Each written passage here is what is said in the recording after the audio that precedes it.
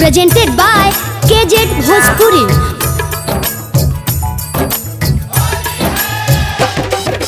Music by DJ Prince Mohammed.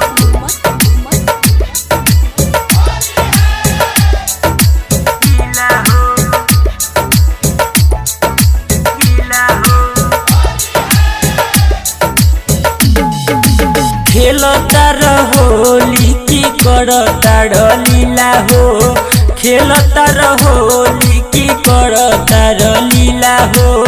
चोली के समान देवरू कोई दिहल गीला हो, चोली के समान देवरू कोई दिहल गीला हो। खेलता रहोली की करता लीला हो, खेलता रहोली की करता लीला हो। Mixed by Deepak Sharma.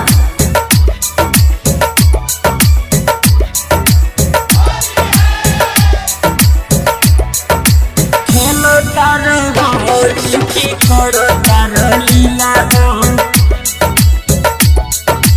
करता लीला हो, करता लीला हो।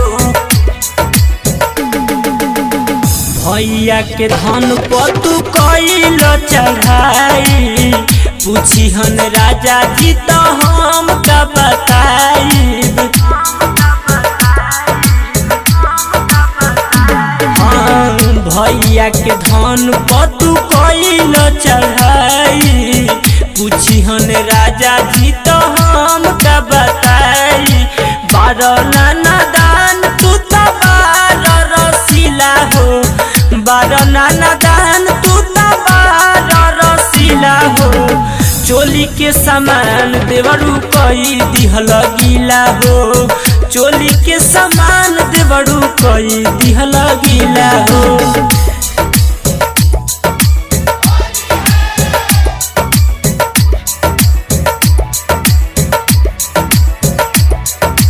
खेलता रहोली की करता लीला हो,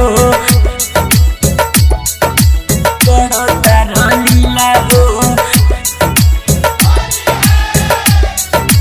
करता लीला हो।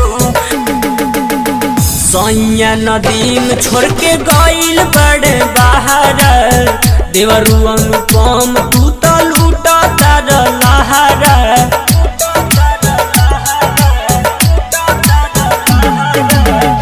सैया नदी में छोड़ के गइल बड़े बाहर, देवरू अनुपम तू तो लूटा तार लहरा। कके बरियारी जो बन पैला लाल पीला हो, कके बरियारी जो बन पैला लाल पीला हो। चोली के समान देवरू कई दिहल गीला हो, चोली के समान देवरू कई दिहल गीला हो। Presented by KZ Bhojpuri.